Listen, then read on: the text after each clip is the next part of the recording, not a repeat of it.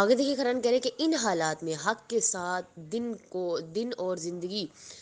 کی آخری سانس تک اس پر ثابت قدم رہنا یہ ہر کسی کا کام نہیں ہوا کرتا۔ اس کام کے لیے انسان کو ہمیشہ اللہ تعالیٰ کی بارگاہ میں دعا مانگنی چاہیے۔ ظالم، فاسق، فاجر، گناہ گار بننے کی بجائے درس بندگی اور ابدیت کی کلاس میں آ کر اپنے آپ کو صالح اور نیک بنانے کی ہمت کریں، تب جا کر اللہ کی خاص نگاہ کرم سے ہی انسان مطیع، امام وقت مطیع، رسول و مطیع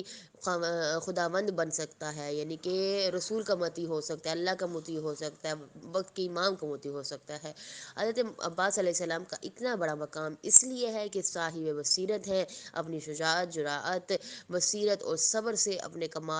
کمال اسی میں سمجھتے ہیں کہ امام وقت کے سامنے ہمیشہ موتی بن کر رہیں، امام کا ہر حوالے سے دفاع کریں، چاہے اس کے لیے جان کا نذرانہ ہی کیوں نہ دینا پڑے۔